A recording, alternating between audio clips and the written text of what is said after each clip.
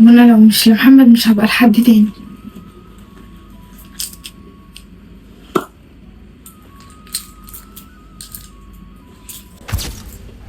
والله كنت وحشني يا محمد وكنت عايزه اشوفك. والله وانت كمان يا بسمله كنت وحشاني، بس انا كنت جاي عشان عايزك في موضوع كده. خير يا محمد، ايه هو الموضوع؟ والله يا بسمله كنت عايز اجي نتقدم. تتكلم جد يا محمد؟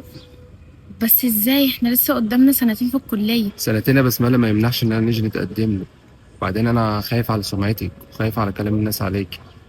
انا هنيجي نتقدم لك يا بسمله، مش هينفع نستنى اكتر من كده. خلاص يا محمد اللي تشوفه. انت هتيجي امتى طب عشان اقول لبابا؟ بص يا بسمله، انا يا دوب اروح اظبط حالي كده ونيجي، عشان انت عارفه المسافه، يعني لسه قدامي ساعتين كده قبل ما اروح ولا حاجه. هخلص دنيتي وهاجي على طول. خلاص ماشي، وانا هروح اكلم بابا واعرفه انك جاي. خلاص ماشي يا بسمله، يلا عشان نسمرك في طريق.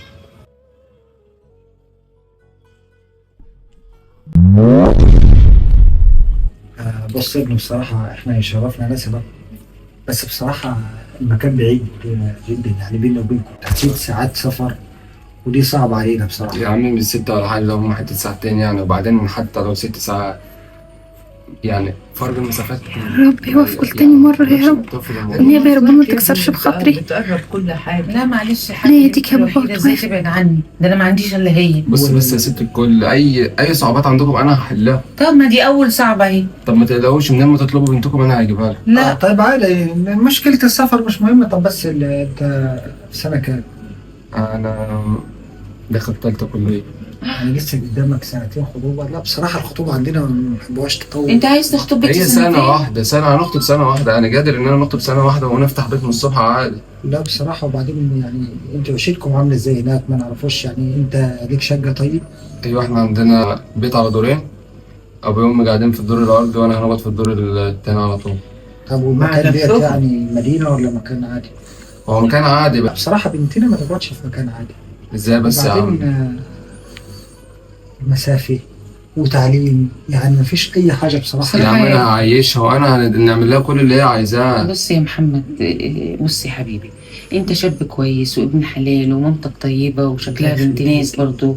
يعني انتوا نسب يشرف، ولكن في صعوبات كتير بالنسبة لي انا وابوها. مفيش صعوبات ولا حاجه والله يمنع انكم لأن انتوا بنتنا تدخلوا لو في الموضوع. يوم أنت زعلتيها هتعمل ايه إزاي؟ بقى؟ مش هتعرف تجيني.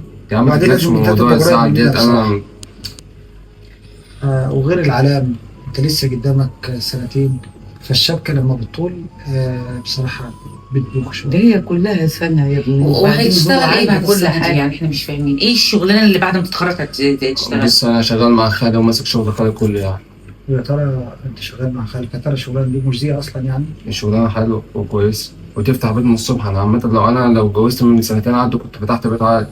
لا بص يا ابني، بصراحة عشان ما نضحكوش عليك، احنا مش مستريحين للجوازرين المسافة بعيدة، وانت لسه في العلام، وبنتنا لسه صغيرة مش بتفكر. يا عم بس اديني فرصه. طيب يعني هما بيدوا في فتره الخطوبه دي فرصه، اديني الفرصه ديت وانا نوضح لك كل حاجه.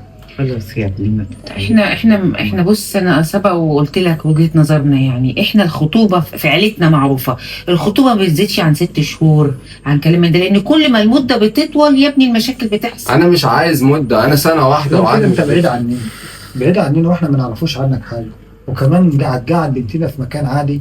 لا طبعا مش هينفع، لا العيشة هتنفع ولا السفر ده يا هينفع. عم انا لو مش شريك ما كنتش هنجيلك تاني مره. شرفتنا يا ابني، طب حاول تدينا فرصه. طيب شرفتنا يا ابني، ما بدناش قدامك الجواب بصراحة. معلش يا حاج والله، معلش كان على عينينا والله. معلش يا ابني، اتفضل. ان شاء الله ربنا يوعدك بنت الحلال. ليه كده بس يا بابا؟ وانا هعمل ايه دلوقتي؟ لازم اتصرف ولازم احاول. محمد حاول علشاني. ليه يا بابا كده؟ ليه يا ماما؟ محمد بيحبني وانا اضرب مصلحتي كويس. واحنا هو- اقرب مصلحتي. فين اضرب مصلحتي؟ وطي صوتك وانت بتتكلمي معانا، وطي صوتك. يا ماما هو بيحبني وانا بحبه والله، ومحمد هيحافظ عليا. بص يا بنتي، انا اضرب مصلحتي، وبعدين ان المسافه بعيده، ولما تروحي هناك هنطمنوا عليك ازاي؟ مش هنعرفوا في نطمنوا حاجه عليك. اسمها تليفون، وهو مش هيزعلني، هو هيحافظ عليا عشان مين هو قال لك هو مش بيحبني. هيزعلك؟ طب لو في يوم انا زعلك؟ عارفه، بقول لك ايه، هو انا ادرى منكم كلكم. محمد بيحبني يا جماعه والله، وبيضحي علشاني. انتوا مش مصدقيني ليه؟ طبعا لو بيضحي علشانك يجيب لك سكن هنا، لازم تروحي عنده البلد. ويجيب لي شقه هنا ليه يا ماما وهو شغله هناك؟ يعني هو ما مش هيشتغل، ما هيشتغل ويصرف على البيت وهيجيب لي اكل وشربي. يعني انت باصه لراحته ومش باصه لالاقي عليك انا وابوكي؟ احنا عندنا كام واحده؟ ده انت بس الوحيده. هنبقى قاعدين انا وابوكي وانت ما بيننا وما بينك 6 7 ساعات؟ ما فكرتيش لو امه عملت لك حاجه؟ ما فكرتيش لو حد من اخواتها عملوا لك حاجه؟ ما فكرتيش لو هو عمل لك حاجه هنجيبك ازاي؟ ولا هتبقي لوحدك هناك ولا اهل ولا عزوه؟ بقول لك ايه يا بنتي، احنا اضرب مصلحتك، ابوك وامك اضرب مصلحتك. وبعدين ما فيش حاجه اسمها حب، المهم فلوس، المهم المكان اللي هيعيشك فيه. وبعدين ده لسه بيتعلم وانت لسه بتتعلمي، ايه عرفك عن الحب؟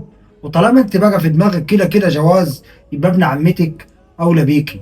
ابن عمتي مين ده؟ لا انا ما بحبوش. ادخلي جوه. يا بابا انا ما بحبش لو ابن عمتي. كترت في الكلام معاش هيبقى فيه كليه كمان.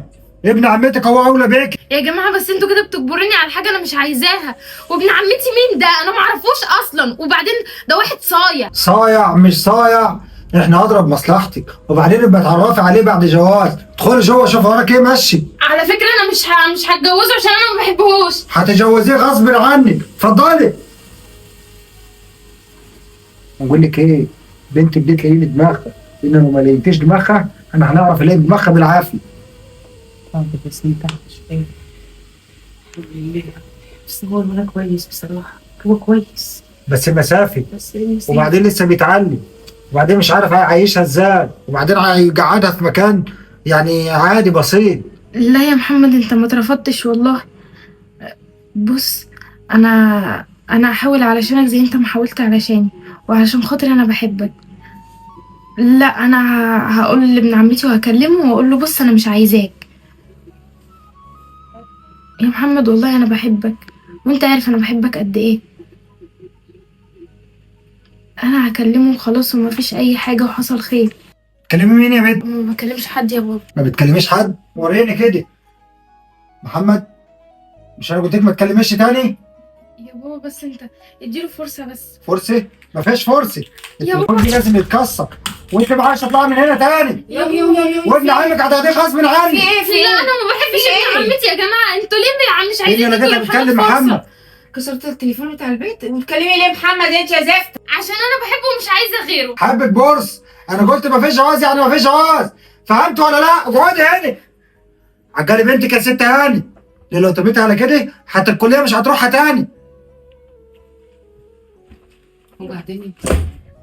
وبعدين يا بنتي اللي انت بتعمليه انت عارفه ابوكي دماغه ناشفه.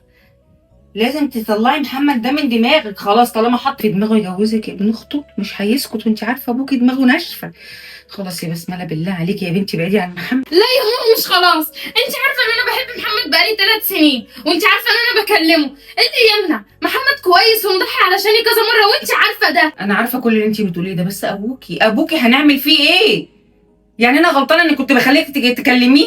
بس هو زميلك في الجامعه، انا اعمل ايه؟ همنعك انك تشوفيه كمان في الجامعه؟ يا بسمله انا باثق فيكي يا بسمله، ما توديش نفسك في داهيه وتودي امك معاكي يا بسمله. ابعدي عنه عشان خاطري. لا يا ماما مش خلاص، وانا هفضل احاول عشان خاطر محمد وعشان خاطر ابقى معاه. وعلى فكره انتوا لو جوزتوني ابن عمتي قبل ما هتجوزوني لابن عمتي انا هعمل حاجه في نفسي. بقول لك ايه، انا تعبت معاكي يا بسمله، اعملي اللي تعمليه، وريني هتعملي ايه. بس هنجوزك ابن عمتك، يعني ابن عمتك انت عارفه دماغ ابوكي، ها؟ وريني هتعملي في نفسك ايه. انا زهقت خلاص منك، انا زهقت. بص يا خال، انا عايش عيشه ما كانش تحلم بيه. المهم يا احمد خلي بالك منها، لان انت عارف ان ما عنديش غيرها، وعايزك تبقى تخلي بالك منها. انت يلا يا بنتي لسه ما لبستيش، يلا الولد قاعد بره. يلا يا ماما اسمعي. يلا ماما انا مش عايزاك. مفيش حاجه اسمها مش عايزاه، ابوكي هيقوم لك والله العظيم 3 ما هيسيبك. قومي واتقي شر ابوكي. يلا اهو جايين يا حاج. ازيك يا احمد عامل ايه؟ تعالى يا بسمله، الحمد لله. وادي جنبي انت. بص يا ابني، هسيبكم تقعدوا شويه كده انتوا مع بعض عشان تتفاهموا. اللي انت شايفه صح يا خال. كلموا ابن عمتك كويس، دي اخر فرصه ليك، بعد اذنك يا ابني. تعالى يا حاج. اتعرفي كده على ابن عمتك، ها؟ تعرفك. وانت عايز ايه؟ مش انا كلمتك قلت لك ما تجيش؟ بص يا بسمله، من الاخر انا ابن عمتك وانا اولى بيك. يا اخي وانا قلت لك مش عايزاك. هو بالعافيه؟ الحب مش بالعافيه. بالصلاه على النبي كده، بكره تحبيني وبكره نتفاهم. مفيش بكره. وازاي اصلا تبقى راجل كده وعايز تتجوز واحده هي مش بتحبك وبتحب حد تاني؟ حب ايه؟ بكره ده يتنسى مع الايام. لا تصدق ان انت راجل. بقول لك ايه يا احمد، اخر كلام، انا مش عايزاك وانت مش ليا. مش برضاك يا بسمله، وبكره نشوف. خلاص يا بسمله بقى حبيبتي، خلاص اللي انت بتعمليه في نفسك ده، خلاص انت عروسه. المأذون قاعد بره، وابوكي وعمتك واهلنا كلهم بره. هو انا مش قلتلك لو انا ما خدته هعمل حاجه في نفسي؟ نفسك ايه بتاعت ايه؟ ما تودينيش في داهيه بقى. يلا يلا طلعي الطرحه بتاعتك وانا هطلع اشوف الناس جوه. خلاص انت كده جاهزه على الطرحه وناديني عشان اطلعك. انجزي يا بسمله بقى، انجزي. كده مفيش غير حل واحد، وانا لو مش لمحمد مش هبقى لحد تاني.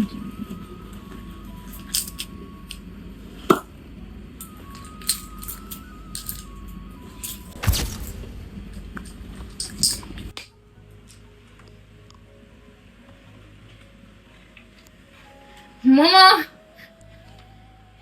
يا بابا، يا ماما. بنتي فيكي ايه يا بنت؟ فيكي ايه؟ ردي عليا. انا قلت لك انا مش هبقى لحد تاني. بنتي بسمله، الحقي يا بسمله، الحقي يا بسمله. بنتي ايه في ايه؟ في ايه؟ بنتك يا حبيبتك عملت فيها بسملة حاجه. بسملة بسملة مالك يا بسملة؟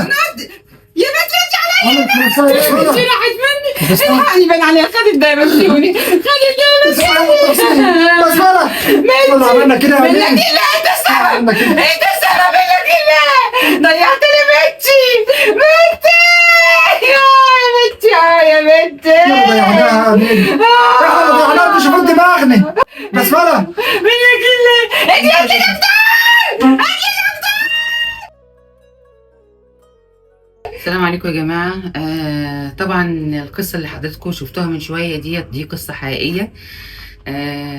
شاب بعت لنا القصة ديت واحنا حاولنا نوصلها لكم عشان ناخد رأيكم، وهو كمان بياخد رأيكم. احنا بنوصل الرسالة لكل أم وكل أب. جاي عريس ابن حلال لبنتك، ما تعقدوش المسائل. كفايه الشباب طالع عينها اصلا، وبعدين اللي جاي ده جاي كويس وابن ناس وعنده شغلانه ومتعلم وعنده بيته. ايه المشكله لما تبعد عنك؟ ايه المشكله؟ هي المواصلات دلوقتي بقت سهله والتليفونات بقت اسهل. ما تعقدوش الناس، ما تعقدوش بنتك كمان. شوف بنتي انا وصلت لايه، راحت مني. بنتي راحت مني بسبب جهل امها وابوها وعند ابوها. في ايه؟ مالكوا؟ بسطوا الامور شويه، بسطوا الامور شويه. اتفضل. بصوا يا جماعة، الرسول صلى الله عليه وسلم قال إذا جاءكم من ترضون دينه فزوجوه. طالما العريس كويس، طالما العريس هيتقي الله فيه وهي بتحبه وهو بيحبه، أرى الحب هي ديت وسيلة التعايش بينهم.